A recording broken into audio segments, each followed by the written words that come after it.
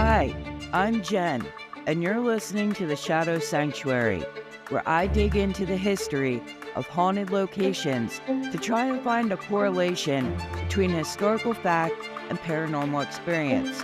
Is there a reason for the haunting? Why does energy stay? Keep listening to find out more. Welcome to the Shadow Sanctuary. I'm your host, Jen. Thank God it's Friday. We are under a new presidential administration, and I know there are a lot of anxious feelings about that.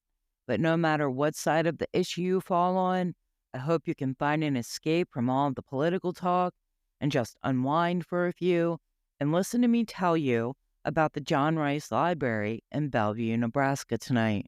So, let's get into it. Located in eastern Nebraska, Bellevue sits in Sarpy County, just south of Omaha and west of the Missouri River. The settlement of Bellevue began when a fur trading post was built in 1822 by Joshua Pilcher, the president of the Missouri Fur Company, based in St. Louis, Missouri. The post served as a central trading point with local Omaha, Otoe, Missouri, and Pawnee tribes. Early French-Canadian trappers named the area Bellevue because of the beauty of the view from the bluffs overlooking the Missouri River. With the decline in fur trade, Post was sold to the United States government in 1832 and was used for the Missouri River Indian Agency. The post was abandoned in 1839. In 1846, Colonel Peter Sarpy, a French Creole fur trader, set up a ferry between Bellevue and St. Mary's, Iowa. As a prominent businessman, Sarpy was active in community affairs. He helped plan and organize the town of Bellevue. The Nebraska legislature named Sarpy County after him in appreciation. Ideally situated on the Missouri River, Bellevue continued to grow. The town became a hub for transfer of manufactured goods. From the 1840s until the 1850s, Bellevue prospered. In 1854, Bellevue experienced a building boom. The first Presbyterian church, a bank, a hotel, and a dozen private homes were built. The boom was short-lived, however. The expansion and new building in Bellevue accompanied a belief that the city was to be selected as the capital of Nebraska.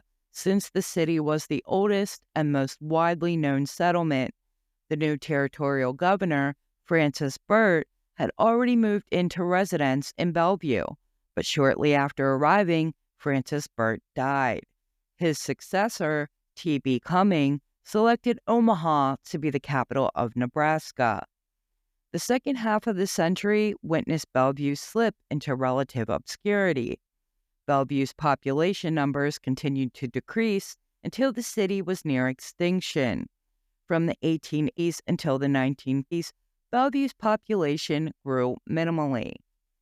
The small growth was due primarily to improved transportation access, which allowed easier commuting for workers. The first library in Bellevue was started in 1929 by the Bellevue Junior Women's Club, with a gift of 12 books from the Dundee Women's Club. It was located in a back room of the J.C. Larson residence on East 20th Street. The library was moved to the south wing of the Presbyterian Church in 1930. That same year, the village of Bellevue assumed responsibility for the library. Later that year, it was moved into the county courthouse.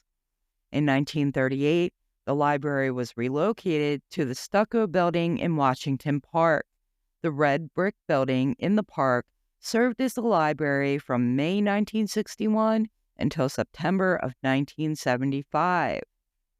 The present library at Lincoln and Harvell Roads opened in September of 1975 as the John Rice Memorial Library. It is now known as the Bellevue Public Library. Locals report that you can see, hear, and feel the spirits of a little girl and an old man. The little girl is said to be about 10 years old with brown hair and round glasses that seem too big for her face. The old man is reported to be seen crouching down over books.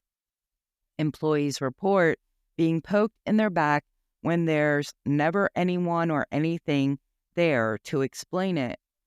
Could the little girl and old man just be former library patrons who love books so much that they are still browsing books in death? The Bellevue Public Library is located at 1003 Lincoln Road in Bellevue, Nebraska. Their hours depend on the day. If you pay them a visit, please remember that this is a public library.